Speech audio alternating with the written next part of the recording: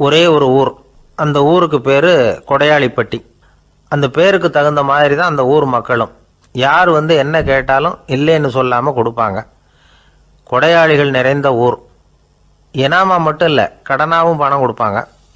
யாருக்காவது அவசரமாக பணம் தேவைப்பட்டதுன்னு வச்சுக்கோங்க, அந்த ஊருக்கு போய் வாங்கிக்கலாம். பத்திரம் தேவையில்லை, சாட்சி தேவையில்லை, ஜாமீன் தேவையில்லை, எந்த உத்தரவாதமும் கேட்காம பணம் கொடுத்துருவாங்க.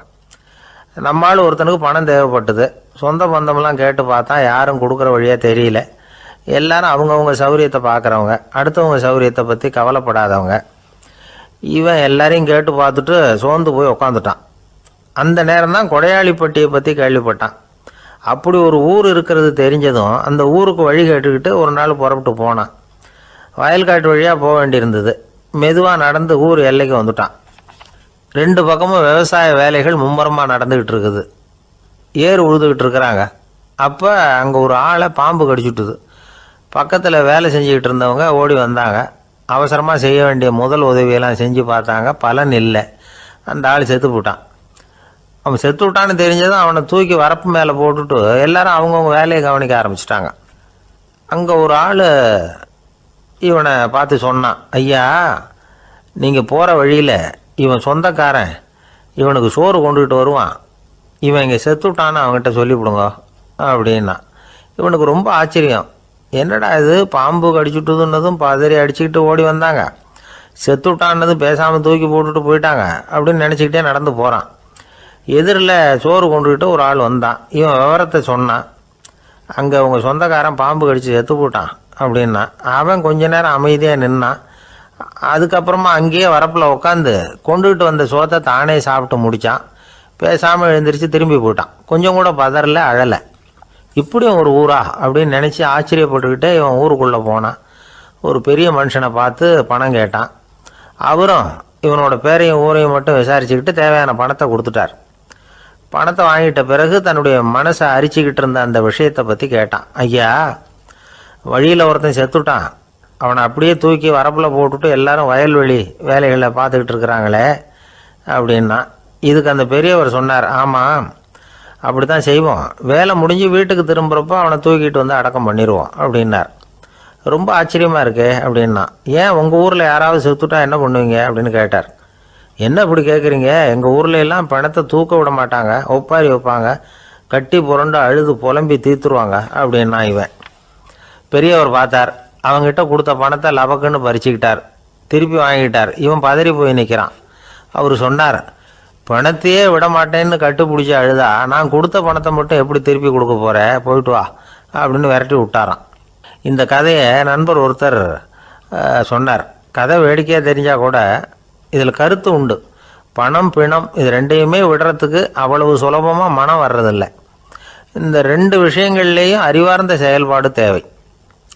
ஒரு பேருந்து மரத்தில் மோதி விட்டுது. எல்லாரும் அடிபட்டு முனைகிட்டு கிடக்கிறாங்க. டிரைவர், கண்டக்டர் இவங்களுக்கும் அடி. அவங்களும் ஒரு பக்கம் கிடக்கிறாங்க. ஒரு மூலையில் கிடக்கிற ஒருத்தன் மெதுவாக முக்கி முனகி கண்டக்டர்னு சத்தம் போடுறான். கண்டக்டர் மெதுவாக நகர்ந்து அவங்ககிட்ட போய் என்னன்னு விசாரிக்கிறார். அவன் ரொம்ப சிரமப்பட்டு வாயை திறந்து ஒரு 15 காசு சில்லற பாக்கி அப்படின்னானா. ஒரு பெரிய காடு. அந்த காட்டுக்கு மத்தியில் ஒரு ஆசிரமம். அங்கே ஒரு முனிவர் இருந்தார். பல இடங்கள்லேருந்து வர்ற குழந்தைகளுக்கு அவர் பாடம் சொல்லி கொடுத்துக்கிட்டு இருக்கிறார். ஏழை பணக்காரர் அப்படிங்கிற வித்தியாசம்லாம் கிடையாதுங்க. எல்லாரும் அவர்கிட்ட தங்கள் பிள்ளைகளை அனுப்பி வச்சாங்க. மன்னர்களுடைய பிள்ளைங்க கூட அங்கே அவர்கிட்ட தான் படிக்கிறதுக்கு வருவாங்க.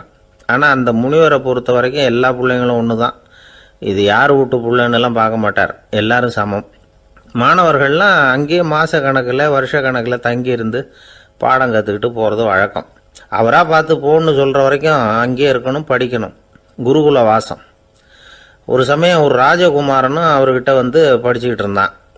அவனுக்கு ஒரு 15 வயசு இருக்கும். சில வருஷம் கழித்து இந்த முனிவர் தன்கிட்ட இருக்கிற மாணவர்களுக்கெல்லாம் பரீட்சை வச்சார். அவங்களுடைய அறிவு முதிர்ச்சியை கணிக்கிறதுக்காக பல சோதனைகள்லாம் வச்சார். ஒவ்வொருத்தராக பார்த்து இனிமேல் நீங்கள் உங்கள் வீட்டுக்கு போகலாம் அப்படின்னு சொல்லி அனுப்பி வச்சுக்கிட்டு இருக்கிறார். எல்லாரும் போயிட்டாங்க. கடைசியாக மிஞ்சி இருந்தது ஒரே ஒரு மாணவன். அவனை மட்டும் வீட்டுக்கு அனுப்பல. யார் அந்த பையன் தெரியுமா? அவன்தான் அந்த ராஜகுமாரன். ராஜகுமாரனுடைய தந்தைக்கு, அதுதான் இந்த ராஜாவுக்கு, அங்கே வயசு ஏறிக்கிட்டே போகுது. என்ன இது படிக்க போன பையன் இன்னும் திரும்பி வரலையே அப்படின்னு நினச்சார். வந்துட்டா சீக்கிரமாக அவனுக்கு பட்டம் கட்டிவிட்டு நாம் விலகிக்கலாமே அப்படின்னு நினச்சாரு. கல்யாணம் வேறு பண்ணி பார்க்கணும் பையனுக்கு. ஆனால் பையன் வர்ற வழியை காணும். ராஜா பார்த்தார். சரி, நேர்லேயே போய் என்னன்னு தெரிஞ்சுட்டு வந்துடுவோம் அப்படின்னு காட்டுக்கு புறப்பட்டார். அங்கே போய் முனிவரை பார்த்தார். முனிவர் இவரை அன்பாக வரவேற்று உட்கார வச்சார். அதுக்கப்புறம் ராஜா மெதுவாக, எல்லாரையும் வீட்டுக்கு அனுப்பி வச்சுட்டிங்களாமே, ஏன் பிள்ளைய மட்டும் அப்படின்னு சொல்லி மெதுவாக இழுத்தார். முனிவர் இதுக்கு உடனே பதில் சொல்லலை. ராஜாவை கூப்பிட்டுட்டு போய் விருந்தினர் குடிசையில் தங்க வச்சார். அதுக்கப்புறம் சொன்னார், உங்கள் மகன் எல்லா பாடங்கள்லேயும் முதலிடம் வாங்கியிருக்கான். இப்படி முதலாவதாக வர்ற மாணவனுக்கு நாங்கள் இன்னொரு தேர்வு வைக்கிறது வழக்கம். அதுலேயும் அவன் முதலாவதாக வந்துட்டான்னா அவன் ஒரு பெரிய வித்வான் அப்படிங்கிற கௌரவத்தை அடைஞ்சிருவான் அப்படின்னார். அதாவது முனிவர் அப்படி சொல்கிறார். அப்படி சொல்லிவிட்டு போயிட்டார் அவர். ராஜா அங்கேயே தங்கிட்டார்.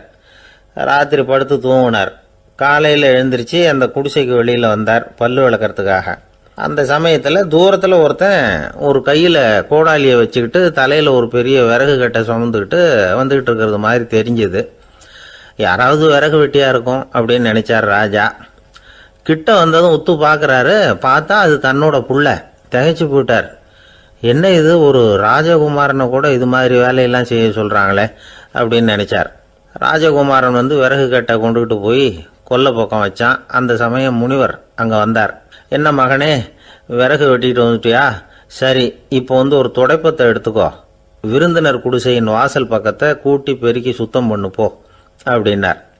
அப்படியே செய்கிறேன் குருவே அப்படின்னு சொல்லிவிட்டு போனான். சுத்தம் பண்ண ஆரம்பிச்சிட்டான். ராஜா பார்த்தார் இதை. உடனே ஓடியாந்தார். மகனே, என்ன காரியம் பண்ணுற? துடப்பத்தை கீழே போடுனார். இப்போ அந்த ராஜகுமாரன் சொல்கிறான், தந்தையே, இது என்னுடைய குருதேவரோட உத்தரவு. இங்கே நான் ஒரு மாணவன். இங்கே அரசனும் ஒன்று தான், ஆண்டியும் ஒன்று தான். குருதேவர் சொல்கிறத மறுக்காமல் செய்கிறது தான் எங்கள் கடமை அப்படின்னா. இந்த சமயம் முனிவர் அங்கே வந்தார். இவனை முதுகில் தட்டி கொடுத்தார். அப்புறம் ராஜா கிட்ட சொன்னார், அரசே, உங்கள் புள்ள எங்கள் கடைசி தேர்வுலேயும் வெற்றி பெற்றுட்டான். பணிவு தான் மாணவர்களின் மிக உயர்ந்த குணம். குருநாதர் சொல்கிறது மனசுக்கு பிடிக்கலன்னா கூட மறுக்காமல் செய்யணும். அப்படி செய்யறதுனால எதை செய்யலாம் எதை செய்யக்கூடாது அப்படிங்கிற விவேகம் அவங்களுக்கு வந்துடும். செய்யக்கூடாததை கூட பெரியவங்க சொல்லிவிட்டா செஞ்சு தான் ஆகணும் அப்படிங்கிற பணிவு அவங்களுக்கு வந்துடும். இந்த குணம் வந்துட்டுதுன்னா அவங்க எத்தனை கடினமான வேலையாக இருந்தால் கூட ரொம்ப சுலபமாக செஞ்சு முடிச்சிருவாங்க. தூக்கத்திலேயும் அப்புறம் துக்கத்திலேயும் தோண்டு போட மாட்டாங்க. இந்த பணிவும் விவேகமும் அவங்கக்கிட்ட மன உறுதியை ஏற்படுத்தும். அந்த உறுதி உங்கள் பையனுக்கு வந்தாச்சு. இனிமேல் அவனை நீங்கள் அழைச்சிட்டு போகலாம். அவன் நிச்சயமாக பேரும் புகழும் பெறுவான் அப்படின்னார். ராஜா அவரை பார்த்து, குருதேவா, புரிஞ்சுக்கிட்டேன், என்னை மன்னிக்கணும் அப்படின்னாரு. அதுக்கப்புறம் மகனை அழைச்சிக்கிட்டு நாட்டுக்கு திரும்பி வந்துட்டார். இந்த கதையை இன்று ஒரு தகவலில் சொல்லுங்கள் சார், உங்கள் நிகழ்ச்சியில் சொல்லுங்கள் சார் அப்படின்னு சொல்லி மாணவர்கள் கேட்டால் பணிவாக இருக்கிறது எப்படி அப்படிங்கிறத புரிஞ்சுக்குவாங்க அப்படின்னு சொன்னார் ஒருத்தர். சரி, சொல்லுவோம். அதுக்கு முன்னாடி நேர்லேயே ஒரு பையன்கிட்ட சொல்லி பார்க்கலாமே அப்படின்னு தோணுச்சு. உடனே ஒரு பையனை கூப்பிட்டோம். ஏன்பா, உங்கள் வாத்தியார் உனக்கு இது மாதிரி ஒரு பரீட்சை வச்சா என்ன பண்ணுவேன் அப்படின்னு கேட்டோம். நானும் அப்படி தான் சார் நடந்துக்குவேன். விறகு வெட்டுவேன், தொடப்பத்தினால கூட்டி சுத்தம் பண்ணுவேன், உடனே செஞ்சு முடிச்சிருவேன் சார் அப்படின்னா. பலே பரவாயில்லையே அப்படின்னோம். ஆமாம் சார், அப்படி செஞ்சால் தானே வீட்டுக்கு அனுப்புவார், இல்லைன்னா இன்னொரு வருஷம் இங்கேயே இருந்து படின்னு சொல்லிவிடுவார், அதனால் அப்படி செய்வேன் அப்படிங்கிறான் அந்த பையன். பிரிட்டிஷ் ஆட்சி நடந்துக்கிட்டு இருந்த காலம் 1920களின் கடைசி. அப்போ நடந்த ஒரு உண்மை நிகழ்ச்சி இது. ஒரு கல்யாண மாப்பிள்ளை ரயிலில் இறங்க போகிறார். அவரை வரவேற்க ஒரு ராஜ குடும்பமே காத்துக்கிட்டு இருக்குது. மங்களூர்லேருந்து இறங்குற அந்த மாப்பிள்ளை யார் தெரியுமா? ஒரு நாய். உண்மைதான், அந்த நாய்க்கு தான் கல்யாணம். சுதேசி சமஸ்தானத்து மன்னர்களில் ஒருத்தர் ஜூனாகட் மகாராஜா. அவரோட வளர்ப்பு நாய் ரோஷனாரா. அதுக்கு கல்யாணம் பண்ணி வைக்கணும்னு ஆசைப்பட்டார். மாப்பிள்ளை தேடினார். மங்களூர் மகாராஜாவோட வளர்ப்பு நாய் ஒன்று இருந்தது, பேர் பாபி. இது ரெண்டுக்கும் கல்யாணம் நடத்த முடிவு பண்ணார். திருமணத்துக்கு வேண்டிய எல்லா ஏற்பாடுகளையும் பண்ணுங்க அப்படின்னு உத்தரவு போட்டார். ஆயிரக்கணக்கான அழைப்புதழ்கள், பல சமஸ்தான மன்னர்கள், ஜமீன்தார்கள், பிரிட்டிஷ் அதிகாரிகள், பெரிய பணக்காரங்க, இப்படி நிறைய பேருக்கு அழைப்புதழ்கள் அனுப்பி வச்சாங்க. பத்திரிகையை பார்த்தவங்கெல்லாம் திகைச்சு போயிட்டாங்களாம். இருந்தாலும் என்ன பண்ணுறது, ராஜாவே அழைக்கிறார், போகாமல் இருக்க முடியுமா? அந்த சமயத்தில் நாட்டின் கவர்னர் ஜெனரலாக இருந்தவர் இர்வின் பிரபு, அவருக்கும் ஒரு பத்திரிக்கை போயிருக்குது. வாங்கி பார்த்ததும் அவருக்கு பயங்கர எரிச்சல். உடனே குப்பை தொட்டியில் போட்டுவிட்டாராம்.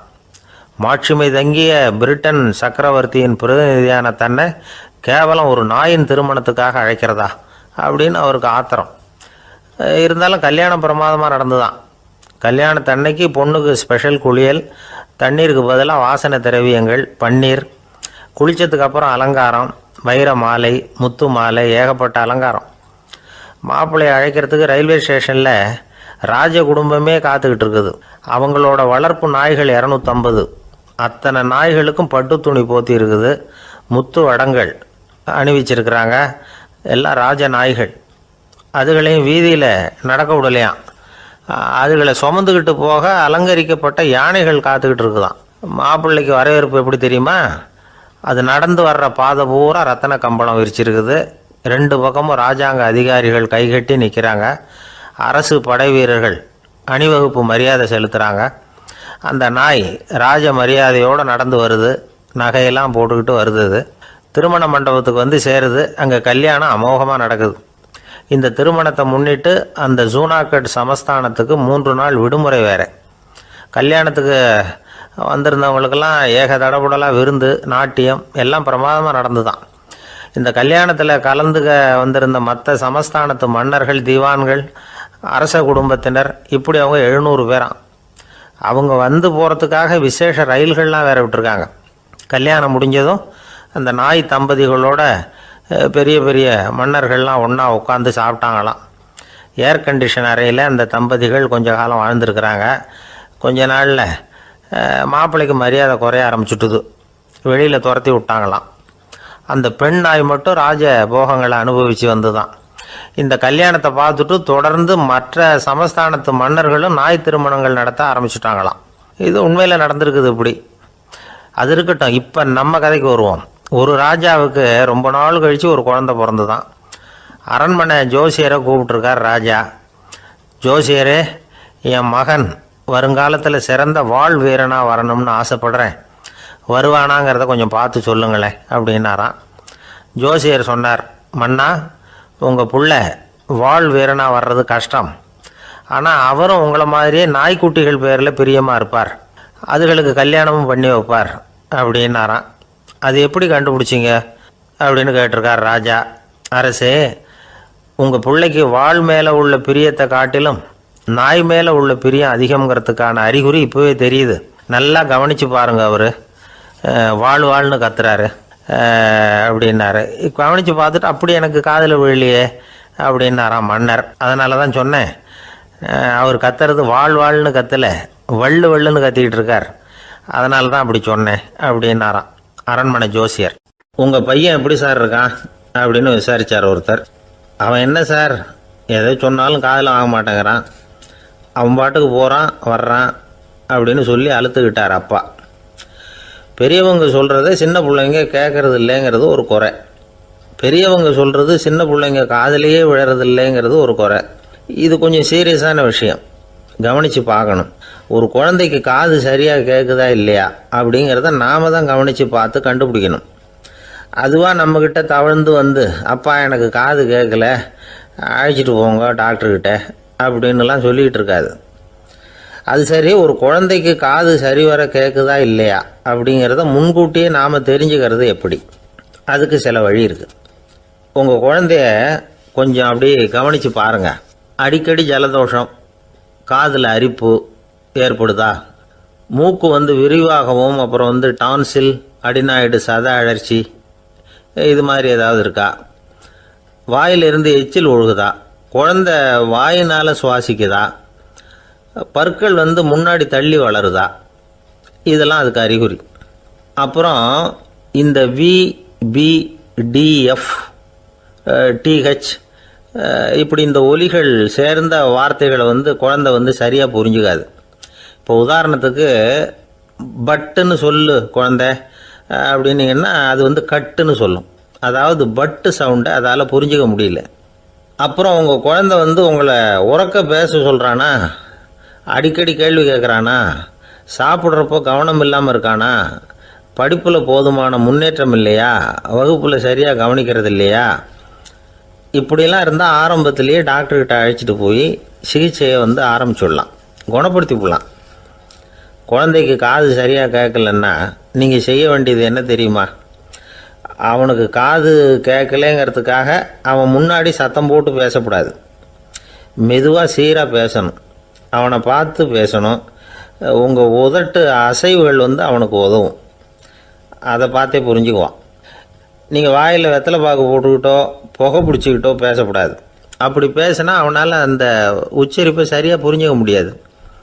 ஒரு வார்த்தையை சொல்கிறீங்க, அவனுக்கு புரியல அப்படின்னா அதே வார்த்தையை மறுபடியும் சொல்லணும்.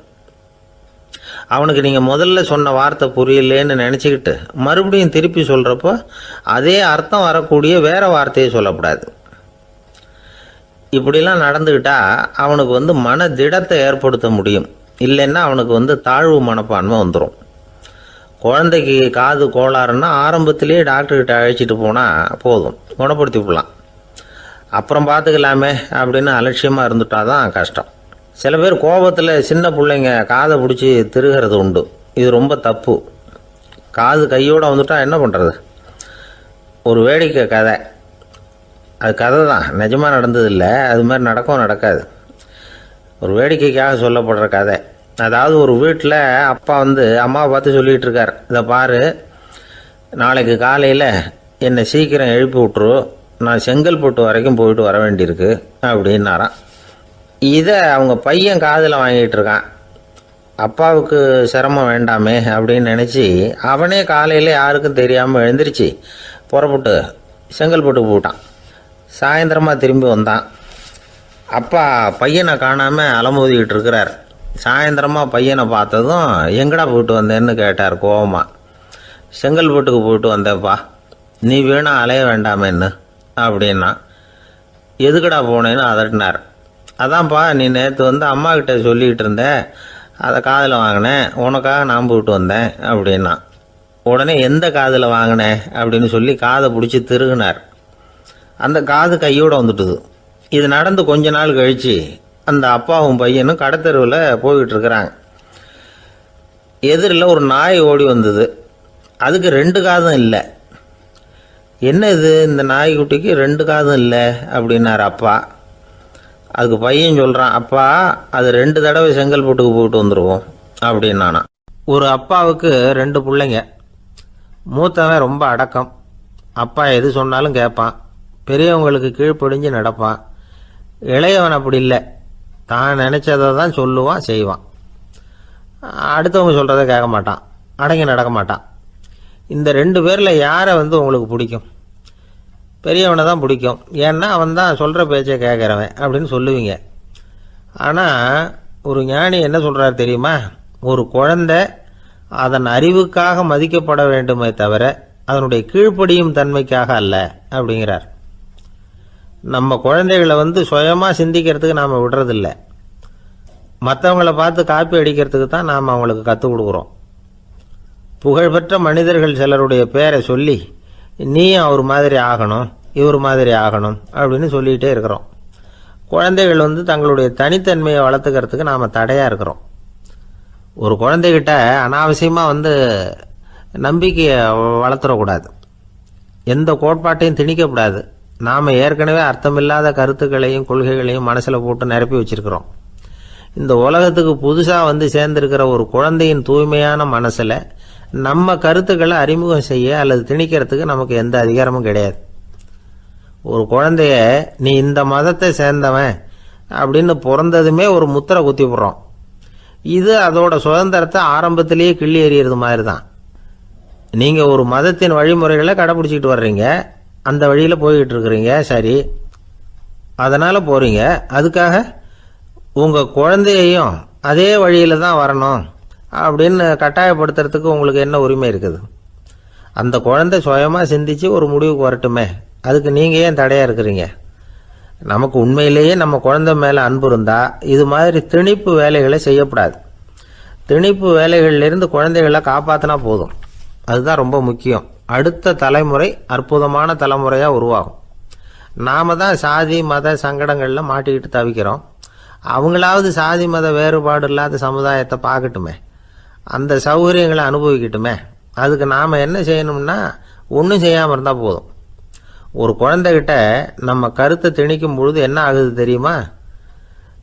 அது அவனை அவங்ககிட்ட இருந்தே அப்புறப்படுத்தி விடுது. அவனுடைய தனித்தன்மையை அழிச்சுடுது.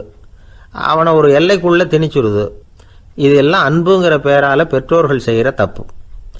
இதெல்லாம் கேட்டுக்கிட்டு இந்த காலத்தில் அப்பா ஒருத்தர் சொன்னார், நான் கருத்துக்களை எல்லாம் என் பையன்கிட்ட திணிக்கிறது இல்லைங்க, ஆனால் அதிகமாக சாப்பிட சொல்லி கட்டாயப்படுத்துவேன் அப்படின்னார். உங்கள் வீட்டு சமையல் அவ்வளோ நல்லா இருக்குமான்னு கேட்டாங்க. நல்லா இருந்தால் நான் ஏன் அவனை சாப்பிட சொல்லி கட்டாயப்படுத்த போகிறேன் அப்படின்னார். ஒரு ஊரில் ஒரு மன்னன் இருந்தான், கொடுங்கோல் மன்னன். நிறைய தொந்தரவு பண்ணிக்கிட்டு இருந்தான். அவன் ஒரு தடவை என்ன பண்ணான் தெரியுமா? ஒரு தப்பும் பண்ணாத ஒரு இளைஞனை பிடிச்சி ஜெயிலில் அடைச்சுட்டான். அந்த பையனோட சொந்தக்காரங்கள்லாம் ராஜா கிட்ட போனாங்க. அவன் ஒரு தவறும் பண்ணலை, அவனை விடுதலை பண்ணுங்க அப்படின்னு கெஞ்சி கேட்டுக்கிட்டாங்க. மன்னன் யோசனை பண்ணான். அந்த இளைஞனை கூப்பிட்டுக்கிட்டு வர சொன்னான். அவனை கொண்டாந்து ராஜா முன்னாடி நிறுத்தினாங்க. இதை பாருப்பா, உன்னை நான் விடுதலை பண்ணுவேன், ஆனால் ஒரு கண்டிஷன். அந்த நிபந்தனையை நீ நிறைவேற்றினா உனக்கு விடுதலை அப்படின்னா மன்னன். சரின்னு ஒத்துக்கிட்டான் பையன். மன்னன் கண்டிஷன் என்னங்கிறத சொன்னான். உங்ககிட்ட ஒரு செம்மறி ஆட்டை கொடுக்க போகிறேன். 1 மாதத்துக்கு அதுக்கு தேவையான தீனியையும் கொடுக்க போகிறேன். 1 மாதம் கழித்து அந்த ஆட்டை எடை போட்டு பார்ப்பேன். அந்த ஆட்டின் எடை கொஞ்சம் கூட கூடி இருக்கக்கூடாது. எடை கூடி இருந்தால் உனக்கு விடுதலை கிடையாது. என்ன சொல்கிற அப்படின்னா. பையனுக்கு ஒன்றும் புரியல, பயமாக போட்டுது. குழம்பிக்கிட்டே நின்றுக்கிட்டு இருக்கிறான். சரி, ஒரு நாள் டைம் தரேன், நல்லா யோசனை பண்ணி பார்த்துட்டு நாளைக்கு உன் முடிவை சொல்லு அப்படின்னா மன்னன். பையன் கவலையோடு வெளியில் வந்தான். அங்கே ஒரு பெரியவர் நின்றுக்கிட்டு இருந்தார். அவர்கிட்ட விஷயத்தை சொன்னான். அந்த பெரியவர் இந்த பையனுக்கு காதோட காதாக ஒரு வழியை சொல்லி கொடுத்தார். அதை கேட்டதும் பையன் மறுபடியும் மன்னன் முன்னாடி நின்னா, உங்கள் நிபந்தனையை ஏற்றுக்கிறேன்னு சொன்னான். மன்னன் ஒரு ஆட்டுக்குட்டியையும் அதுக்கு 1 மாதத்துக்கு தேவைப்படுற தீவனத்தையும் கொடுக்கும்படியாக உத்தரவு போட்டான். கொடுத்தாங்க. ஓடிட்டு போயிட்டான். 1 மாதம் தினமும் தவறாமல் அந்த தீவனத்தை ஆட்டுக்குட்டிக்கு போட்டுக்கிட்டு இருக்கிறான்.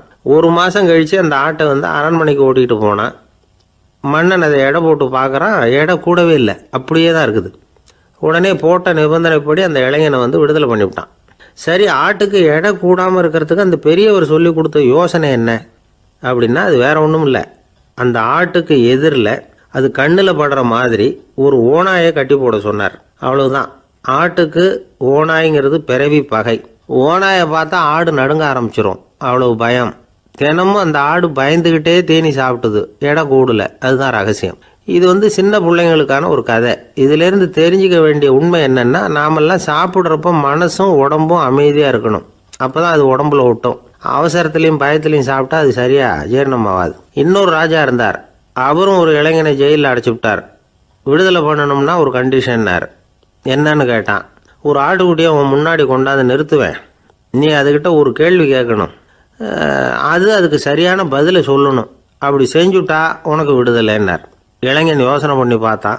சரின்னு ஒத்துக்கிட்டான். அது பிரகாரமே ஆட்டுக்குட்டியை பதில் சொல்ல வச்சுட்டான். என்ன நடந்தது தெரியுமா? ஆட்டுக்குட்டியை கொண்டாந்து நிறுத்தினாங்க. இவன் மெதுவாக அதுக்கிட்ட போனான். அது காதுகிட்ட போய் ஏப்ரலுக்கு அடுத்த மாதம் என்ன மாதம்னு கேட்டான். அது உடனே மேன்னு கத்திச்சு. இவன் விடுதலை ஆகிட்டான். ஆந்திர நாட்டில் ஒரு அரசர் இருந்தார். அந்த அரசர்கிட்ட ஒரு அமைச்சர் இருந்தார். அந்த அமைச்சர் பேர் ராயண பாஸ்கர். அவர் ஒரு பெரிய அறிவாளி. அது மட்டும் இல்லை, மிகச்சிறந்த கொடையாளி. யார் எது கேட்டாலும் இல்லைன்னு சொல்ல மாட்டாராம். அதன் காரணமாகவே அவர்கிட்ட இருந்த செல்வம் நாளுக்கு நாள் குறைஞ்சிக்கிட்டே வந்துட்டு தான். கடைசியில் குடும்பத்துக்குன்னு எதுவும் வைக்காமலே அவர் போய் சேர்ந்துட்டார். மகனும் இறந்துட்டார். அந்த குடும்பத்தில் மிஞ்சி இருந்தது அவருடைய மருமகள், ஒரு பேரன், அவ்வளவுதான். இருந்த ஒரே சொத்து பழுதடைஞ்ச ஒரு வீடு. அந்த அம்மா மற்ற வீடுகளில் வேலை செஞ்சு தன்னுடைய பிள்ளைய படிக்க வச்சுக்கிட்டு வராங்க. அந்த புள்ள ஒரு பெரிய வள்ளலுடைய பேரன்கிறது அந்த பள்ளி வாத்தியார்களுக்கும் தெரியும். அதனால் அவங்களும் இவங்ககிட்ட கொஞ்சம் அன்பாகவும் அக்கறையாகவும் பழகி பாடம் சொல்லி கொடுத்துக்கிட்டு இருக்கிறாங்க. ஒரு நாள் ஒரு புகழ்பெற்ற கவிஞர் ஒருத்தர் அந்த பள்ளிக்கூடத்துக்கு வந்திருக்கிறார். ஆசிரியர்கள்கிட்ட பேசிக்கிட்டு இருந்தப்போ ஒரு செய்தியை சொன்னாராம். ராயண பாஸ்கருங்கிற வள்ளல் எனக்கு நிறைய உதவிகள் செஞ்சிருக்கார். என்னை பாராட்டி பரிசுகள்லாம் கொடுத்துருக்கிறார். அந்த வள்ளல் வாழ்ந்த கிராமத்தை பார்க்கணுங்கிறதுக்காக தான் இப்போ இங்கே வந்திருக்கிறேன் அப்படின்னாராம். ஆசிரியர் உடனே இந்த பையனை கூப்பிட்டு, இதை பாருங்கள், இவன் யார் தெரியுமா, நீங்கள் குறிப்பிடுகிற அந்த வள்ளலின் பேரன் அப்படின்னு அறிமுகப்படுத்தினாராம். கவிஞரின் கண்களில் ஆனந்த கண்ணீர். அந்த பரவச நிலையிலேயே அந்த வள்ளலை பற்றி கவி பாட ஆரம்பிச்சிட்டாராம். இந்த சின்ன பையன் அதை கேட்டிருக்கிறான். உடனே என்ன பண்ணான் தெரியுமோ, தன் கையில் அணிஞ்சிருந்த ஒரு பொன் வளையலை கழட்டி அந்த கவிஞருக்கு பரிசாக கொடுத்துட்டானான். எல்லாருக்கும் ஆச்சரியம். தாத்தா இருக்கும் நிலையில் கொடுத்தார், பேரன் இல்லாத நிலையிலையும் கொடுக்குறான். பையனை எல்லாரும் பாராட்டினாங்களாம். இருந்தாலும் அவனுக்குள்ள ஒரு பயம் எதுவும் ஆரம்பமாச்சு. பள்ளிக்கூடம் விட்டு வீட்டுக்கு வரும்பொழுது அந்த பயம் இன்னும் அதிகமாயிட்டுது. அம்மா என்ன சொல்லுவாங்களோ தெரியலையே, ஏதோ திடீர்னு தோணிச்சு வளையல கட்டி கொடுக்கணும்னு கொடுத்துட்டோம். குடும்பம் இருக்கிற நிலையில் இப்படி நான் செஞ்சது தப்பா, வீட்டு செலவுக்கே அம்மா எவ்வளவு கஷ்டப்படுறாங்க, வீட்டுக்கு போனதும் என்ன நடக்குமோ தெரியலையே அப்படின்னு நினச்சி பயந்துக்கிட்டே அவன் வீட்டுக்குள்ளே அடி எடுத்து வைக்கிறான். அம்மா கூப்பிட்டு சாப்பாடு போட்டாங்க. அவங்க கண்ணில் படக்கூடாதுங்கிறதுக்காக ஒரு கையை பின்னாடி மறைச்சிக்கிட்டே இருந்தான். அம்மா இதை கவனிச்சிட்டாங்க. ஏய், உன் கையை ஏன் அப்படி வச்சிருக்கிற, உன் கைக்கு என்னாச்சு, ஏதாவது அடிபட்டு போச்சா அப்படின்னு கேட்டுக்கிட்டே கையை எடுத்து பார்க்குறாங்க. வளையல காணலை. வளையல் எங்கே அப்படின்னு கேட்குறாங்க. இவன் தயங்கிக்கிட்டே நடந்ததை சொல்கிறான். அது கேட்டதும் அந்த அம்மாவோட முகம் கோபத்தால் சவுந்து போச்சான். முட்டாளே, என்ன காரியம் பண்ண அப்படின்னு கன்னத்தில் அரைஞ்சிட்டாங்களாம். அம்மா, என்னை அடிக்காத, ஏதோ தெரியாமல் தப்பு பண்ணிட்டேன் அப்படின்ட்டுருக்கான். மகனே, வளையலை கொடுத்ததுக்காக நான் உன்னை அடிக்கலை அப்படிங்க, பின்ன எதுக்கு அடித்தேன்னு கேட்டிருக்கான். உன் பாட்டனார் ஒரு பெரிய வள்ளல், அவர் எதையும் பாதி வேலையை செய்கிறதில்ல, அவருடைய பேரை நீ அரைகுறை வேலை செஞ்சுட்டு வந்திருக்கிற அப்படின்னாங்களாம். என்னம்மா சொல்கிறேன்ருக்கான். நீ ஒரே ஒரு வளையலை மட்டும்தானே கட்டி கொடுத்துருக்குற, கொடுக்குறதா இருந்தால் ரெண்டையும் சேர்த்துல கொடுத்துருக்கணும், அதுதானே உங்கள் தாத்தாவுக்கு பெருமை அப்படின்னாங்களாம். அம்மா, தெரியாமல் இப்படி செஞ்சுட்டேன், உங்கள்கிட்டையும் அரை வாங்கிட்டேன் அப்படி இப்படின்னு அவன் சொல்லியிருக்கிறான்.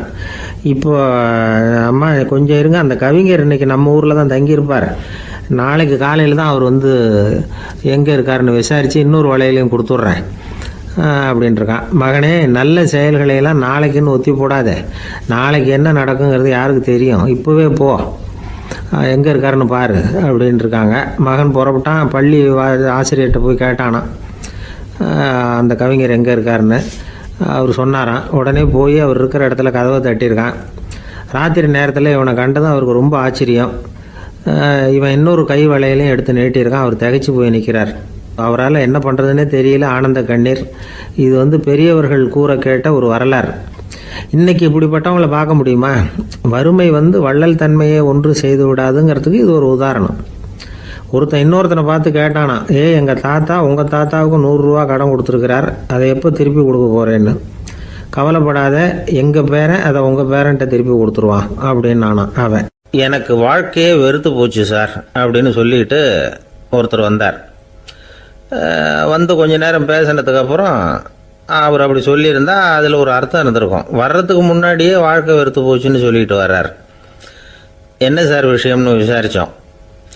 எங்கள் வீட்டில் தினம் 3 வேளையும் ஒரே மாதிரி சாப்பாடு சார், வித்தியாசமே கிடையாது. இப்படியே 3 மாதமாக சாப்பிட்டுக்கிட்டு இருக்கிறேன், அதை விட பட்டினி கிடந்து செத்துடலாம்னு தோணுது அப்படின்னார். ஒரு பெரியவர் சொன்ன தத்துவத்தை சொல்கிறதுக்கு ஆள் கிடைக்காம தவிச்சுக்கிட்டு இருந்தோம். இப்போ ஒருத்தர் கிடைச்சிட்டார், விட்டுலாமா? உடனே அவரை உட்கார வச்சு சொல்ல ஆரம்பிச்சிட்டோம். அதாவது நாம் அனுபவிக்கிற உணர்வுகளில் களிப்பு, மகிழ்வு, ஆனந்தம், இது 3க்கும் ஒன்றுக்கு ஒன்று வித்தியாசம் உண்டு. மேம்போக்காக பார்க்குறதுக்கு இது 3 ஒன்று மாதிரி தோணும், ஆனால் அது அப்படி இல்லை.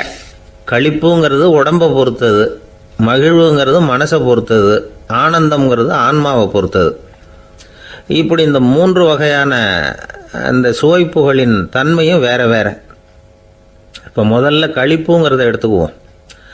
நம்ம புலன்களுக்கு களிப்பை தரக்கூடிய பொருள்களுக்கு சில விசேஷ குணம் உண்டு. அது எப்படின்னா, சீக்கிரமே சலிப்பை உண்டு பண்ணும். ஒருத்தர் அந்த பொருளை எடுத்துக்கிட்டா அது இன்னொருத்தருக்கு குறைஞ்சிரும்.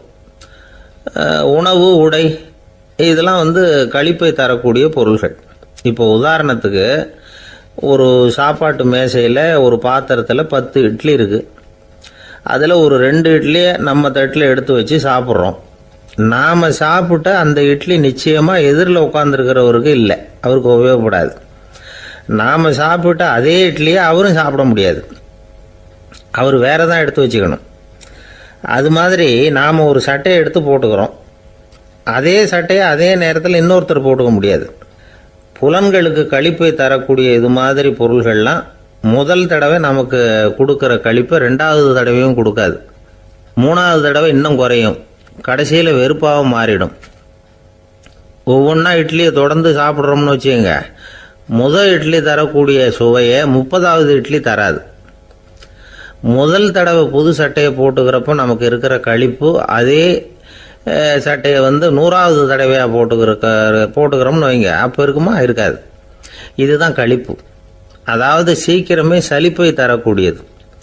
ஒருத்தர் எடுத்துக்கிட்டால் இன்னொருத்தருக்கு குறைஞ்சி போகக்கூடியது. ஆனால் மகிழ்ச்சிங்கிறது அப்படி இல்லை. ஒருத்தர் அனுபவிக்கிறதுனால இன்னொருத்தருக்கு குறைஞ்சி போகாது. இப்போ காலையில் சூரியன் உதயம் ஆகிறத பார்த்து சந்தோஷப்படுறோம், அதையே இன்னொருத்தரும் பார்த்து சந்தோஷப்படலாம்.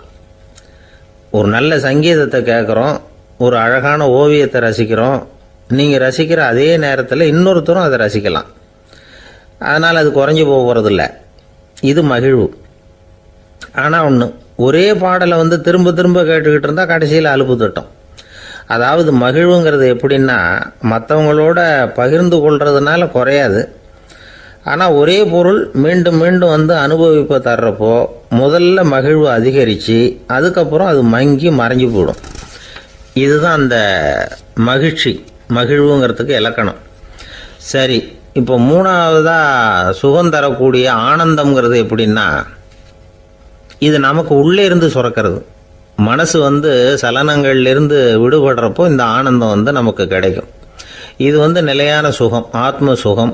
களிப்பிலிருந்து மகிழ்வுக்கும் மகிழ்விலிருந்து ஆனந்தத்துக்கும் செல்றது தான் மனிதன் நடத்த வேண்டிய முக்கியமான பயணம். இவ்வளவு விஷயத்தையும் கேட்டுட்டு இந்த காலத்து பையன் ஒருத்தன் வந்தான். சார், இப்போ நீங்கள் ஒரு சாப்பாட்டு மேசையில் ஒரு 10 இட்லி வைக்கிறீங்க, என்ன உட்கார வைங்க, எதிரில் இன்னொருத்தனை உட்கார வைங்க. நான் களிப்பு மகிழ்வுலாம் தாண்டி நேரடியாக ஆனந்தத்துக்கு பயணம் பண்ணி காட்டுறேன் அப்படின்னா. ஒன்றும் புரியல அவன் சொன்னது. அது எப்படி, என்ன பண்ணுவ நீ அப்படின்னு சொல்லி கேட்டோம் ஆச்சரியமா. 2 இட்லி சாப்பிட்டா தானே சார் களிப்பு? நான் 10 இட்லியும் மொத்தமாக சாப்பிட்ருவேன், அடுத்தவனுக்கு எதுவும் கிடைக்காது. அவனுக்கு கிடைக்காதபடி நாமே சாப்பிட்டுடுறோம்ல, அதுதானே நமக்கு ஆனந்தம் அப்படின்னு அதுக்கு ஒரு விளக்கம் சொல்கிறான். துஷ்டரை கண்டால் தூர விலகு, இப்படி ஒரு பழமொழி உண்டு.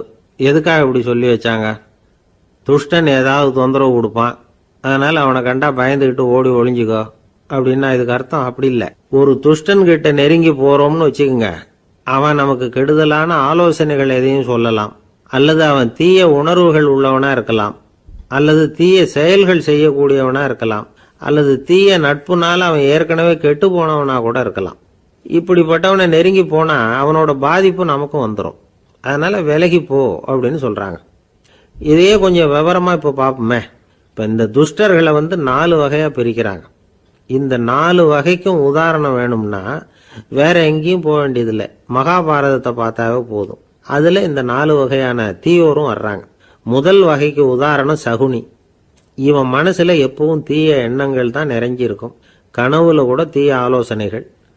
யாராவது ஒருத்தர் நல்லபடியாக வாழ்ந்தா அதை இவனால் சகிச்சிக்க முடியாது. இப்படிப்பட்டவனோட நெருங்கிய தொடர்பு துரியோதனனுக்கு கிடைச்சிது. துரியோதனன் எப்படின்னா, அவன் ஏற்கனவே தீய காரியங்கள் செய்யறதுக்கு தயங்காதவன். அப்படிப்பட்டவனுக்கு தீய போதனைகள் செய்யறதுக்கு சகுனி உதவுனான். இந்த 2 பேரோட சகவாசம் இன்னொருத்தனுக்கு கிடைச்சது. அவன் யாருன்னா துச்சாதனன். அவன் தீய நடத்தை உள்ளவன். இந்த 3 பேரும் ஒன்று சேர்ந்தா என்னத்துக்கு ஆகும்? உலகமே கெட்டு போடும்ல. இந்த 3 துஷ்டர்களோட நல்லவன் ஒருத்தன் சேர்ந்தான். அவன் தான் கர்ணன். கர்ணன் இயல்பாகவே உத்தம குணம் உள்ளவன். அவன் நல்லவங்களோட சேராமல் இப்படிப்பட்ட கெட்டவங்க கிட்ட நட்பு வச்சுக்கிட்டான். அதனால் அவனும் தீய செயல்களில் ஈடுபடுறது மாதிரி ஆயிடுது. துரியோதனனுடைய நண்பனா அவனுடைய ஆதரவில் வளர்ந்ததுனால அவனுக்கு துணையாக இருக்க வேண்டியிருக்குது அப்படின்னா. நட்பு உரிமையினால் உதவி புரிய வேண்டியது சரிதான், அது தப்புன்னு சொல்ல முடியாது. இருந்தாலும் தீய செயல்களுக்கு உதவி செய்கிறது சரியில்லை. புத்தி பலம் புஜ பலம் எல்லாம் இருந்தால் கூட தெய்வ பலம் இல்லைன்னா ஜெயிக்க முடியாது. கர்ணன் மகா வீரன், இருந்தாலும் கடைசியில் அவன் கதி என்னாச்சு? அவங்ககிட்ட எல்லா நல்ல குணங்களும் இருந்தது, இருந்தாலும் ஏன் இப்படி ஆச்சு? தீயவர்களுடைய சேர்க்கை தான் காரணம். அவங்களோட சேர்ந்ததுனால இவனையும் அப்படியே நினைக்க ஆரம்பிச்சுட்டாங்கல்ல. 4 வகை துஷ்டர்களில் இவனும் ஒரு வகை அப்படின்னு சொல்ல ஆரம்பிச்சிட்டாங்க.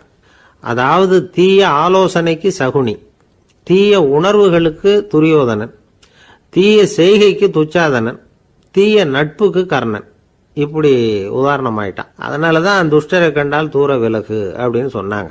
அது புராண காலம். இப்பெல்லாம் நிலைமை கொஞ்சம் வேற விதமா இருக்குது. அன்னைக்கு ஒரு நாள் அப்படிதான் ஒரு காட்டு பாதையில் யாரோ ஒருத்தர் அடிபட்டு கிடந்தார். யாரோ ஒரு துஷ்டன் அவனை அடிச்சு போட்டுட்டு போயிட்டான் போல இருக்கு. அந்த வழியா போன ஒருத்தர் பரிதாபப்பட்டு அவனை போய் தூக்குனார், ஆறுதல் சொன்னார். இதை பாருங்க, இந்த வழியா எப்பவும் தனியா வரக்கூடாது. ஏன்னா இங்க ஒரு ரவுடி இருந்துகிட்டு வர்றவங்க போறவங்களெல்லாம் வழிப்பறி பண்ணிட்டு இருக்கிறதா கேள்விப்பட்டிருக்கிறேன் அப்படின்னாராம். இனிமே அப்படி கேள்விப்பட மாட்டீங்க அப்படின்னு அந்த ஆளு. ஏன்னு கேட்டிருக்காரு இவர். அவன் சொல்லியிருக்கான், நான் தான் சார் அந்த ரவுடி.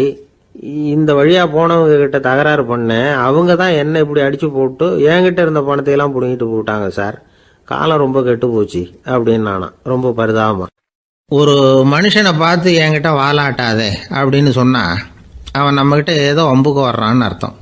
ஒரு நாயை பார்த்து யாரும் என்கிட்ட வாலாட்டாதே அப்படின்னு சொல்றது இல்லை. ஏன்னா நாய் வாலாட்டுனா அது நம்மகிட்ட தன்னுடைய நன்றியை தெரிவிக்கிறதாக நினச்சிக்கிட்டு இருக்கிறோம். ஆனால் அது அப்படி இல்லை அப்படின்னு சொல்கிறாங்க அது சம்பந்தமான நிபுணர்கள். ஒரு நாய் தன்னுடைய வாலை இந்த பக்கமும் அந்த பக்கமுமா இப்படியும் அப்படியும் ஆட்டிக்கிட்டு இருந்தா அது பதட்டத்தில் கூட இருக்கலாம். நாய் நட்பாக இருந்தாலும் வாலாட்டும், ஆத்திரத்தில் இருந்தாலும் வாலாட்டும், கோபத்தில் இருந்தாலும் வாலாட்டும், குழப்பத்தில் இருந்தாலும் வாலாட்டும், மகிழ்ச்சியாக இருந்தால் கூட அது வாலாட்டும். அதை நாம் தப்பாக புரிஞ்சுக்கிட்டு அதுக்கிட்ட போய் மாட்டிக்கக்கூடாது. நாயை பற்றி எனக்கு நல்லா தெரியும் அப்படின்னு சொல்கிறவங்க கூட அதுக்கிட்ட கடி வாங்கிட்டு நிற்கிறது உண்டு. நிபுணர்கள் என்ன சொல்கிறாங்க தெரியுமா? எப்போவுமே நாய்கள் திடீர்னு கடிச்சு விடுறதில்ல, கடிக்கிறதுக்கு முன்னாடி சில அறிகுறிகளை காட்டும். அதை சரியாக புரிஞ்சுக்கிட்டோம்னா தப்பிச்சுக்கலாம். ஒரு வீட்டுக்கு போகிறீங்க, அங்கே புதுசாக ஒரு நாயை பார்க்குறீங்க, உடனே அதுக்கிட்ட போய் குனிஞ்சு சிரிச்சுக்கிட்டே அது தலையில் தட்டுறீங்க. இது ரொம்ப தப்பான். ஒரு நாய் இன்னொரு நாயை நேருக்கு நேர் பார்த்து பல்ல காட்டுனா அது தன்னுடைய தன்முனைப்பை காட்டுதுன்னு அர்த்தமா. உன்னை விட நான் பெரியவன் அப்படின்னு சொல்லுதுன்னு அர்த்தம். அதனால் நீங்கள் அது மாதிரி கிட்ட போய் சிரிக்கிறோம் அப்படின்னு நினச்சிக்கிட்டு பல்ல காட்டினா உங்களையும் எதிரியாக நினச்சிரும். இன்னொரு விஷயம் என்னென்னா, தலையில் தட்டுனா நாய்க்கு பிடிக்காது. அது தன்னை அடக்கிறதாகவும் அச்சுறுத்துறதாகவும் நினச்சிக்கிட்டு இருக்கும். சரி, அப்படின்னா புதுசாக ஒரு இடத்துல அல்லது வீட்டில் நாய்க்குட்டியை பார்த்தா என்ன பண்ணுறது? நீங்கள் சும்மா இருங்க, அதுவாக கிட்ட வரட்டும். அதுக்கப்புறம் அதுக்கிட்ட கனிவாக பேசுங்க. கன்னம், மார்பு, தோல் இங்கெல்லாம் தட்டலாம், தப்பு இல்லையா? தலையில் தான் தட்டப்படாதான். ஒரு நாய் உங்களை நோக்கி ஓடி வருது, நீங்களும் ஓடுனா அது துரத்த ஆரம்பிச்சிடும். அசையாமல் சில மாதிரி நின்றுடுங்க, அது கிட்ட வராது. அதுக்கு ஆர்வம் இல்லாமல் போயிடும். ஒரு தெருவில் சின்ன பிள்ளைங்க நிறைய பேர் விளையாடிக்கிட்டு இருக்கிறாங்க. அப்போ சில நாய்கள் அங்கே ஓடி வருது. எல்லாரும் ஓடினாங்க. அப்படி ஓடுறப்போ ஒரு பையன் கால் தடிக்க கீழே விழுந்துட்டான். என்னாச்சு தெரியுமா? துரத்திட்டு வந்த நாய்கள்லாம் கீழே விழுந்தவன ஒன்றும் செய்யலை, அவன்கிட்டே போகல. ஓடிக்கிட்டு இருந்தாங்கல்ல பசங்க, அவங்கள துரத்திக்கிட்டு அவங்க பின்னாடி ஓடிச்சான். அதுதான் நாய்களுடைய சுபாவம். ஒரு நாய் நம்மளை நேருக்கு நேர் முறைச்சி பார்க்குதுன்னு வச்சுங்க, நாமளும் அதை முறைச்சி பார்க்கக்கூடாது. நாம் வேறு பக்கம் எங்கேயாவது பார்க்க ஆரம்பிச்சிடணும். ஒரு நாய் கோபமாக இருந்ததுன்னா அதோட வால் உறுதியாக நேராக நிற்கும். ஒரு நாய் பணிந்து போனால் அல்லது பயந்து போனால் அது தன்னோட வாலை காலுக்கு நடுவில் வச்சுக்கும். ஒரு நாய் நம்மளை பார்த்து பயந்து நிற்கிதுன்னு வச்சுங்க, அதனால் நமக்கு ஆபத்து இல்லைன்னு நினச்சிடக்கூடாது. உங்களை பார்த்துட்டு ஒரு நாய் ஒடுங்குச்சுன்னா நீங்கள் விலகி போயிடணும் அப்படின்னு அது நினைக்குது. நிறைய பேர் பயந்து போன நாயால் கடிபடுறாங்க. இவன் நம்மளை விட பெரிய ஆள், மாட்டிக்கிட்டோம், வேற வழி இல்லை அப்படிங்கிற நினப்பில் தான் நாய் கடிக்க ஆரம்பிக்குதான். இதே மாதிரி சங்கிலியால் கட்டி போடப்பட்டிருக்கிற நாயும் ஆபத்தானது தான். தொடர்ந்து கட்டி போட்டிருந்தா காலப்போக்கில் அது ஒரு மாதிரி ஆகிடும்.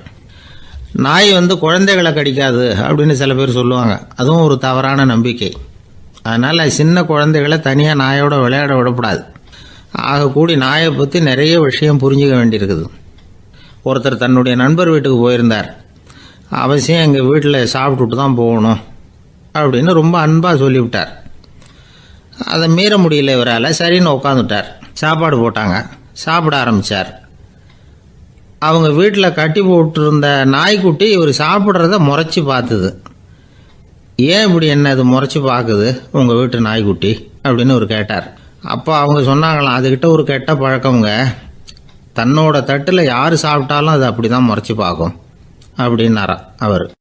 இன்றைக்கு பல பேர் உயில் எழுதி வைக்கிறாங்கல்ல. இந்த உயில்னா என்ன? அதாவது ஒரு நபர் தனக்கு பின்னாடி தன்னுடைய சொத்துக்கள் யாருக்கு போய் சேரணும்னு நினைக்கிறாரோ அந்த நினைப்பை சட்டப்படி உறுதிப்படுத்துறது தான் உயில். சரி, உயிலை யார் எழுதலாம்? 18 வயசு பூர்த்தியான யாரும் உயில் மூலமாக சொத்துக்களை விநியோகிக்கலாம். கண் பார்வை இல்லாதவங்க, காது கேளாதவங்க, வாய் பேச முடியாதவங்க, இவங்கெல்லாம் கூட உயில் எழுதி வைக்கலாம். புத்தி சுவாதீனம் இல்லாதவங்க கூட சில சமயம் புத்தி தெளிவாக இருந்தால் உயில் எழுதலாமா. குடிபோதையில் இருக்கிறவங்க, தாங்கள் என்ன செய்கிறோங்கிறது தெளிவாக அறிய முடியாதவங்க, நோய் நொடியில் இருக்கிறவங்க, இவங்கெல்லாம் உயில் எழுத முடியாது. ஒருத்தரை நிர்பந்தப்படுத்தி ஏமாற்றி அல்லது சுய நினைவில்லாத ஒருத்தர்கிட்ட எழுதி வாங்கி வைக்கிற உயில் செல்லாது. உயிலை இந்த முறையில் தான், இந்த படிவத்தில் தான் எழுதணும்னு சட்டத்தில் விதி எதுவும் கிடையாது. இதுக்கு முத்திரை கட்டணமும் கிடையாது. உயிலை வெற்று காகிதத்தில் எழுதலாம். அச்சடிக்கணும், டைப் அடிக்கணுங்கிற அவசியம் கூட இல்லை. கையாலேயே கூட எழுதலாம். எழுதி இருக்கிறது புரியணும், அவ்வளவுதான். குறைந்தபட்சம் 2 சாட்சிகளை வச்சுக்கிட்டு உயில் எழுதுகிறவர் அதில் கையெழுத்து போடணும். கையெழுத்து போட தெரியாதுன்னா இடது கை பெருவிரல் ரேகை வைக்கலாம். உயில் சாசனத்துக்கு சாட்சிகள் கையெழுத்து இல்லைன்னாலும் அது செல்லாது. அப்புறம் ப்ரிவிலேஜ்டு வில் அப்படின்னு இருக்கு, அதுக்கு மட்டும் சாட்சிகள் தேவையில்லை. அது என்னென்னா, இந்த விமானப்படை, கப்பல் படை அல்லது யுத்தத்தில் பணிபுரியும் நபர்கள் அவங்கெல்லாம் இருக்கிறாங்க இல்லையா, அப்படிப்பட்டவங்க எழுதுகிற உயில் அது. அதுக்கு சில விசேஷ சலுகைகள் உண்டு. ஒருத்தர் முதல்ல ஒரு உயில் எழுதி வைக்கிறார், அதுக்கப்புறம் மனசு மாறி போகுது, அது வேணாம்னு நினைக்கிறார், ரத்து செஞ்சுடலாம். அதுக்கப்புறம் வேறு உயிலும் எழுதலாம். உயிரோடு இருக்கிற வரைக்கும் எத்தனை தடவை வேணும்னாலும் உயில் எழுதலாம். கடைசியாக எழுதப்பட்ட உயில் சட்டப்படி சரியாக இருந்தால் அதுதான் அமலுக்கு வரும். சரி, எழுதுகிற உயிலை ரகசியமாக வச்சுருக்கிறது எப்படி? இது ஒரு கேள்வி. இதுக்கு என்ன செய்யணும்னா, ஒருத்தர் உயிலை எழுதினதுக்கு அப்புறம் அவர் தானாவோ அல்லது அங்கீகரிக்கப்பட்ட முகவர் மூலமாகவோ, அதாவது ஒரு ஏஜெண்ட் மூலமாகவோ, ஒரு கவரில் போட்டு சீல் வச்சு கவர் மேலே தன்னுடைய பெயரை எழுதி அல்லது அந்த ஏஜெண்ட் பெயரை எழுதி கவர் மேலே என்ன அடக்கம் செய்யப்பட்டிருக்கு, உள்ளே என்ன இருக்குது அப்படிங்கிற விவரம்லாம் எழுதி சார் பதிவாளர்கிட்ட ஒப்படைக்கலாம். இதுக்கு கட்டணம் உண்டு. அதுக்கப்புறம் எப்போ தேவைப்படுதோ அப்போ ஒரு மனு கொடுத்து அந்த கவரை திரும்ப வாங்கிக்கலாம். இப்போ எழுதுகிற உயிலை இவ்வளவு நாளுக்குள்ளே பதிவு செய்யணுங்கிற கால வரையறை உண்டா அப்படின்னு ஒரு கேள்வி வரலாம் இல்லையா? எப்போ வேணும்னாலும் பதிவு செய்யலாம். நம்மால் ஒருத்தர் ஒரு நாள் ரொம்ப அவசரமாக வந்தார். இந்த உயில் எழுதுறது சம்பந்தமாக பூரா விவரமாக எனக்கு உடனே தெரியணும்னார். நான் உடனே அவரை வக்கீல் ஒருத்தர்கிட்ட அழைச்சிட்டு போனேன். இவர் அவர்கிட்ட எல்லா விவரமும் கேட்டு தெரிஞ்சுக்கிட்டார். ரொம்ப தேங்க்ஸ்ன்னு சொல்லிவிட்டு 2 பேரும் வெளியில் வந்தோம். அதுக்கப்புறம் இவர்கிட்ட கேட்டேன், ஆமாம் இவ்வளவு விவரமாக கேட்குறீங்களே, உங்களுக்கு எத்தனை பிள்ளைங்க சார் அப்படின்னு கேட்டேன். 6 பேர் சார் அப்படின்னார். சரி, இருக்கிற சொத்து எவ்வளவுன்னு கேட்டேன். அதை இனிமே தான் சம்பாதிக்க போகிறேன் அப்படின்னார். ஒரு ஊரில் ஒரு மன்னர் இருந்தார். அழகான அரண்மனையில் அவர் இருந்தார். அந்த அரண்மனையை விட அழகாக ஒரு மாளிகையை அந்த ஊர்லேயே வேற ஒருத்தன் கட்டியிருந்தான். அப்படி கட்டி முடித்ததில் அவனுக்கு ரொம்ப பெருமை. எத்தனையோ செல்வந்தர்கள்லாம் பார்த்துட்டு, இந்த மாளிகையை விலைக்கு கொடுத்துட்றியா, எவ்வளவு விலை சொன்னாலும் சரி நாங்கள் வாங்கிக்கிறதுக்கு தயாராக இருக்கோம் அப்படின்னு சொல்லி கேட்டு பார்த்துட்டாங்க. நான் இதை விற்கிறதுக்கு தயாராக இல்லை அப்படின்னு சொல்லிவிட்டான். அவ்வளவு சிறப்பாக கலை அம்சத்தோடு அதை கட்டி முடிச்சிருக்கிறான். அதுவே ஒரு பெரிய அரண்மனை மாதிரி இருந்ததுன்னா பார்த்துங்களேன். சுற்றிலும் அழகான பூந்தோட்டம். ஒரு நாள் அவன் எங்கேயோ வெளியூர் போயிட்டு திரும்பி வந்துக்கிட்டு இருக்கிறான். அப்போது அந்த மாளிகை தீப்பெட்டி எரிஞ்சிக்கிட்டு இருக்கு. பதறி போட்டான். விலைக்கு கேட்டவங்க யாராவது இதை செஞ்சுருக்கணும், இல்லைன்னா மன்னரே செய்த சதியே என்னவோ, இப்படிலாம் அவனுக்கு சந்தேகம். ஒரு மூலையில் உட்காந்து அழ ஆரம்பிச்சிட்டான். அந்த சமயத்தில் அவனுடைய மகன் அங்கே ஓடி வந்தான். அப்பா அழாதீங்க, இதை நான் நேற்று ராத்திரியே நம்ம ஊர் மன்னருக்கு விற்றுட்டேன். இதை கட்டி முடிக்க நமக்கு எவ்வளவு செலவாச்சோ அதை போல் 3 மடங்கு விலைக்கு விற்றுட்டேன், கவலைப்படாதீங்க. இதை விட அழகான மாளிகையை நாம் புதுசாக கட்டிக்கலாம்னா. இதை கேட்டதும் அழுதுகிட்டு இருந்தவன் அழுகையை நிறுத்தினான், சிரிக்க ஆரம்பிச்சிட்டான். இதே இடத்த நான் மன்னர்கிட்ட இருந்து விலைக்கு வாங்குவேன், இதை விட அழகான மாளிகையை கட்டுவேன் அப்படின்னு சுற்றி நின்று எல்லார்கிட்டையும் சொல்லிக்கிட்டு இருந்தான். இந்த சமயத்தில் அவனோட இளைய மகன் ஓடி வந்தான். அப்பா, அண்ணன் சொன்னதெல்லாம் சரிதான், மன்னர்கிட்ட விலை பேசினதெல்லாம் உண்மைதான், ஆனால் விற்றது பேச்சு அளவில் தான். இனிமே தான் பத்திரம் வாங்கணும், எழுதணும், நீங்கள் கையெழுத்து போடணும், பதிவு பண்ணணும், மன்னர்கிட்ட பணம் வாங்கணும். அதுக்காகத்தான் உங்களை எதிர்பார்த்துக்கிட்டு இருந்தோம். அதுக்குள்ளே இப்படி ஆயிட்டுதுன்னா. இப்போ சிரிச்சுக்கிட்டு இருந்தாவன் சிரிப்பை நிறுத்தினான். மறுபடியும் குழந்தை மாதிரி அழ ஆரம்பிச்சுட்டான். இது ஒரு சம்பவம். இதிலிருந்து என்ன தெரியுது? அந்த அழகான மாளிகை தன்னுடையது அப்படின்னு நினைக்கும் பொழுது அவனுக்கு அழுகை வந்தது. அது தன்னுடையது இல்லை அப்படின்னு நினைக்கிற போது சிரிப்பு வந்தது. மறுபடியும் அது தன்னுடையது தான் அப்படிங்கிற உணர்வு வரும்பொழுது அழுகை. எது எதிலிருந்து நீ நீங்கி இருக்கிறாயோ அது அதிலிருந்து உனக்கு துன்பம் இல்லை அப்படிங்கிறார் திருவள்ளுவர். இந்த உடம்பு என்னுடையதில்லை அப்படிங்கிற உணர்வு வந்துட்டா அது ஒரு பெரிய நிலை. அந்த நிலை வரணும். எல்லாத்தையும் பயன்படுத்திக்கலாம், ஆனால் பற்றில் விழுந்துடக்கூடாது. உலகத்தில் இருங்கள், ஆனால் உலகத்தவராக இருக்காதீர்கள். உலகிற்குள் இருங்கள், உலகம் உங்களுக்குள் வந்துவிட அனுமதிக்காதீர்கள். விலகி இருங்கள், விழித்திருங்கள், மௌனமாய் பார்த்திருங்கள் அப்படிங்கிறது சான்றோர் கருத்து. செய்ய வேண்டிய கடமையிலிருந்து விலகி இருக்கிறவர்கள் நம்மகிட்ட நிறைய பேர் உண்டு. அப்படிப்பட்ட ஒருத்தர் டாக்டர்கிட்ட போனார். டாக்டர், நான் ஒரு கவர்மெண்ட் ஆஃபீஸில் வேலை பார்க்குறேன், எனக்கு ஒரே அசதியாக இருக்குது, என்னை சோதிச்சு பாருங்கள், ஆலோசனை சொல்லுங்கள் ஏதாவதுன்னார். டாக்டர் அவரை பரிசோதனை பண்ணி பார்த்துட்டு சொன்னார், இதோ பாரு, உனக்கு இப்போ தேவைப்படுறது முழு ஓய்வு. நீ எவ்வளவு சீக்கிரமாக ஆஃபீஸுக்கு போறியோ அவ்வளவுக்கு உனக்கு நல்லது அப்படின்னாராம். ஒரு ஊரில் ஒரு ஆள் இருந்தான். கற்பனையிலேயே காலத்தை கடத்திக்கிட்டு இருந்தான். ஒரு நாள் ஒரு மரத்தடியில் உட்காந்துருந்தான். அவனுக்கு பசிக்கிற மாதிரி தெரிஞ்சுது. உடனே கற்பனையிலேயே சாப்பிட ஆரம்பிச்சிட்டான். அதாவது எதிரில் இலை போட்டு சாப்பாடு போடப்பட்டிருக்கிறதாகவும் அதை இவன் சாப்பிட்றதாகவும் நினச்சிக்கிட்டு கையை மட்டும் வாய்க்கும் தரைக்குமா அப்படியும் இப்படியும் கொண்டுகிட்டு போய் பாவனை பண்ணிக்கிட்டே இருக்கிறான். தூரத்தில் இருந்து பார்க்குறவங்களுக்கு இவன் ஏதோ பலமான விருந்து சாப்பிட்டுக்கிட்டு இருக்கிறான் அப்படின்னு தான் தோணும். அது மாதிரியே பண்ணிக்கிட்டு இருந்தான். அந்த வழியாக ஒரு சன்னியாசி வந்துக்கிட்டு இருந்தார். இவனை பார்த்தார். என்ன இவன் இப்படி பண்ணிகிட்டு இருக்கிறானே அப்படின்னு நினச்சாரு. கொஞ்ச நேரம் அவனையே உத்து பார்த்துக்கிட்டு இருந்தார். இவரை பார்த்ததும் அவன் இன்னமும் சுவாரஸ்யமாக சாப்பிட ஆரம்பிச்சிட்டான். அப்பப்பா, என்ன இது, இந்த குழம்பு இவ்வளவு காரமாக இருக்குது, என்னுடைய நாக்கே எரிஞ்சு போடும் போல இருக்க அப்படின்னு சொல்லிக்கிட்டு பக்கத்தில் ஒரு குவளையை எடுத்து தண்ணி குடிக்கிறது மாதிரி பாவனை பண்ணுறான். அப்பாடா, இப்போ கொஞ்சம் பரவாயில்ல அப்படின்னு சொல்லிக்கிட்டு குவளையை கீழே வைக்கிறது மாதிரி ஒரு பாவனை பண்ணுறான். சன்னியாசி பார்த்தார். என்னப்பா, சாப்பாட்டில் காரம் அதிகமோ அப்படின்னார். ஆமாம் சுவாமி, ஞாபகம் மறதியில் கொஞ்சம் மிளகாய் அதிகமாக சேர்த்துக்கிட்டேன் அப்படின்னா. சரி சாப்பிடு அப்படின்னு சொல்லிவிட்டார். அவன் சாப்பிட்டு முடிக்கிற வரைக்கும் பொறுமையாக உட்காந்துருந்தார். அவன் அப்பாடா அப்படின்னு சொல்லிட்டு மறுபடியும் தண்ணியை எடுத்து குடித்தான். எல்லாம் கற்பனையிலேயே. அதுக்கப்புறம் சன்னியாசி பேச ஆரம்பித்தார்.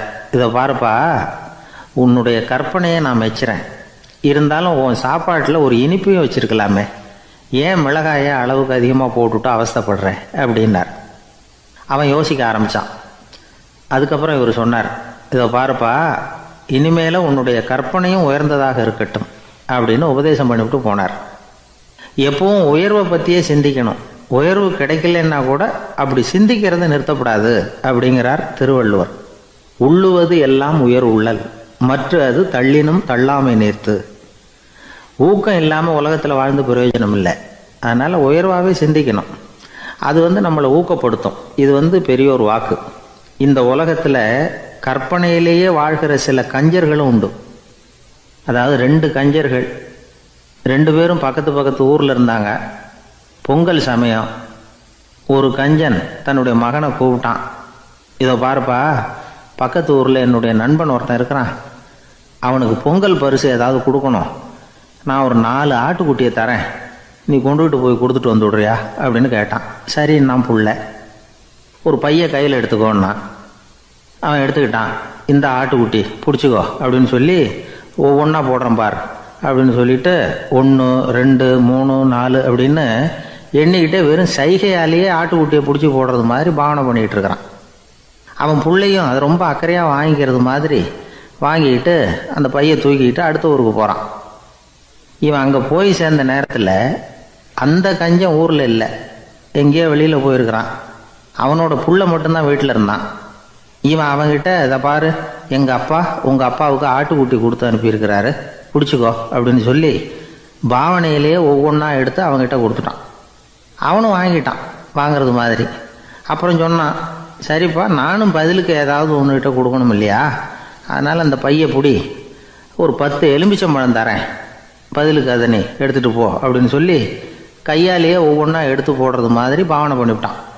அவனும் ரொம்ப நன்றி அப்படின்னு சொல்லிவிட்டு அதை வாங்கிட்டு போயிட்டான். கொஞ்ச நேரம் கழித்து வெளியில் போயிருந்த அப்பங்காரன் திரும்பி வந்தான்.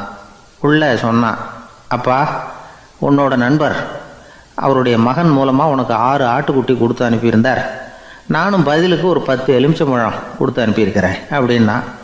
எப்படிடா கொடுத்தேன்னு கேட்டார் அப்பா. இப்படி தான் கொடுத்தேன்னு சொல்லி சைகையிலேயே காட்டினான். இதை பார்த்ததும் அப்பங்காரனுக்கு பயங்கரமாக கோவம் வந்துட்டுது. பலார்னு அரைஞ்சுட்டான் பையனை. ஏன்ப்பா அரைஞ்ச? 10 எலுமிச்சம்பழம் கொடுத்துட்டேனே அப்படிங்கிறதுக்காகவா அப்படின்னு கேட்டான். அது கூட பரவாயில்ல, நீ காட்டுற சைகையை பார்த்தா ஆரஞ்சு பழம் சைஸுக்கு இருக்குதே, அவ்வளோ பெருசாக ஏன் கொடுத்த? அதுதான் எனக்கு கோபம் அப்படி. ஒரு நண்பர் யாருக்கோ ஃபோன் பண்ணிகிட்டு இருந்தார். அவர் பேசி முடித்ததும் நான் அவரை பார்த்து, இப்போ ஃபோன் பண்ணிங்களே, அந்த ஃபோன் நம்பர் என்ன அப்படின்னு கேட்டேன். அவர் தலையை சொரிஞ்சுக்கிட்டார், ஞாபகம் வரலன்னார். சரி சார், அதை விடுங்க, உங்கள் மனைவி பேர் என்ன அப்படின்னு கேட்டேன். மாலதின்னார்.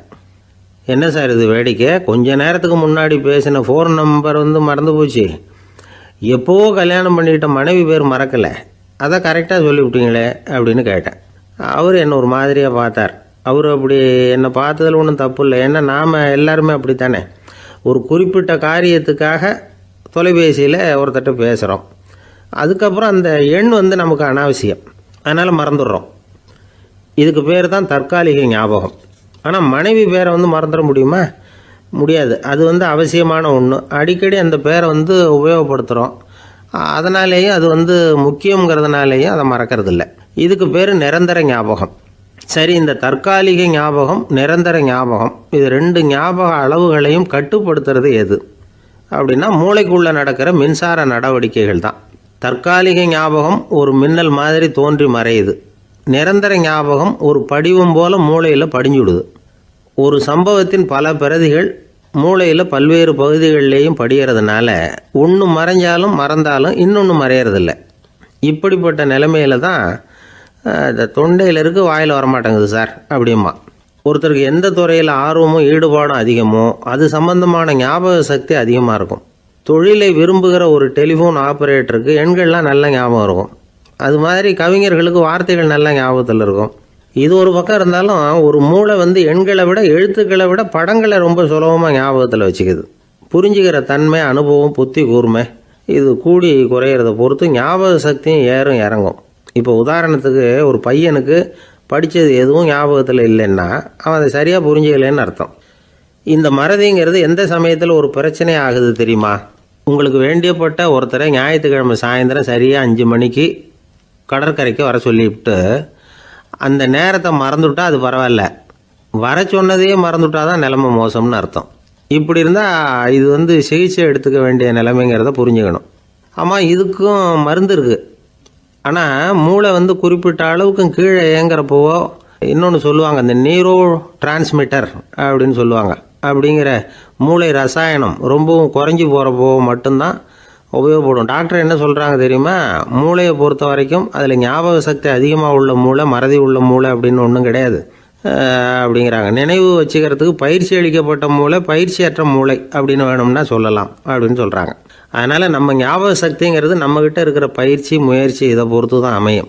ஒருத்தர் ஒரு பென்சிலை எங்கேயோ வச்சுக்கிட்டு தேடிக்கிட்டு இருந்தார். அப்புறம் என்னமோ தீவிரமாக யோசனை பண்ணி அதை ஞாபகப்படுத்தி பார்த்துக்கிட்டு இருந்தாராம். எதிரில் உட்காந்துருந்தவர் சொன்னார், பென்சிலை தானே தேடிக்கிட்டு இருக்கீங்க, அது உங்கள் வலது காதில் இருக்குது சார் அப்படின்னாராம் அவர். இதுக்கு அவர் சொல்லியிருக்காரு, பென்சிலை வலது காதில் தான் வச்சுருக்கேங்கிறது எனக்கு நல்லா ஞாபகம் இருக்குது, ஆனால் எது வலது காதுங்கிறது தான் மறந்து போச்சு அப்படின்னாராம். அவர் அதை தான் யோசிச்சுட்டு இருந்திருக்கிறார்.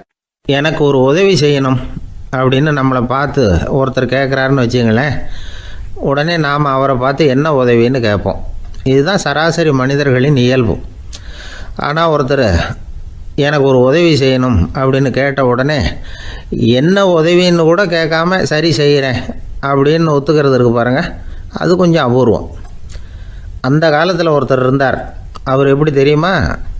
உதவி கேட்குறவங்க நல்லவங்களா கெட்டவங்களா அப்படின்னு கூட பார்க்கல, தனக்கு நன்மையா தீமையா அப்படின்னு கூட பார்க்கல, உதவி செய்கிறேன்னு புறப்பட்டு விட்டார். அவர் யார் தெரியுமா? அவர் தான் நல சக்கரவர்த்தி. அவர் மாதிரி நாமும் உதவி கேட்குறவங்களுக்கு உடனே உதவி செய்கிறதுக்கு தயாராக இருக்கணும் அப்படின்னு சொன்னார் ஒரு ஆன்மீக பேச்சாளர். நல சரித்திரத்தை அவர் சொல்லிக்கிட்டு இருந்தார். இந்திரன், அக்னி, வருணன், யமன் இவங்க 4 பேரும் நலனை பார்த்து எங்களுக்கு நீ உதவி செய்யணும், எங்களுக்காக நீ தூது போகணும் அப்படின்னு கேட்குறாங்க. யாருக்கிட்ட தூது போகணும், என்ன காரியத்துக்காக போகணும் அப்படின்னு கேட்கணும்ல. நலன் அப்படி கேட்கவே இல்லை. உடனே சரின்னு ஒத்துக்கிறான். அதுக்கப்புறம் அவங்க விவரம் சொல்கிறாங்க, என்ன உதவி, யாருக்கிட்ட தூது போகணும் அப்படிங்கிற விவரத்தை சொல்கிறாங்க. நலனுக்கும் அப்புறம்தான் புரியுது, எந்த தமயந்தியை இவன் காதலிச்சானோ, எந்த தமயந்தின் சுயம்பரத்துக்காக இவன் போய்கிட்டு இருக்கிறானோ அந்த தமயந்தியை பார்த்து தங்களுக்காக அவகிட்ட வாதாடணும், பேசணும், தங்களில் ஒருத்தரை கல்யாணம் பண்ணிக்கும்படியாக கேட்கணும் அப்படின்னு அவங்க 4 பேரும் நலன்கிட்ட கேட்குறாங்க. இதை கேட்டதும் நலன் கொஞ்சம் கூட முகம் சுளிக்கலை, பதட்டப்படலை. நேராக தமயந்தி கிட்ட போகிறான். இந்திரன், அக்னி, வருணன், யமன் இவங்களோட சிறப்புகளை எடுத்து சொல்கிறான். இவங்களில் ஒருத்தரை கல்யாணம் பண்ணிக்கலாம் அப்படின்னு சொல்லி கேட்டுக்கிறான். ஆனால் இதுக்கு தமயந்தி சம்மதிக்கலை. சுயம்வரம் நடக்குது, அவள் நலனை தேர்ந்தெடுக்கிறாள். அந்த 4 பேரும் நலனுக்கு நிறைய வரங்கள்லாம் கொடுக்குறாங்க. அதுக்கப்புறம் இப்படி போகுது கதை. இதில் நாம் கவனிக்க வேண்டியது என்னென்னா, உதவின்னு கேட்ட உடனே என்ன உதவின்னு கேட்காம சரி செய்கிறேன்னு சொன்னான் பாருங்கள், அதை கொஞ்சம் சிந்திக்கணும். செய்கிறேன்னு ஒத்துக்கிட்டதுக்கு அப்புறம் அது என்ன உதவின்னு தெரிஞ்சும் முகம் சுளிக்காமல் அதை செஞ்சான் பாருங்கள், அதையும் கொஞ்சம் சிந்திக்கணும். நம்மளும்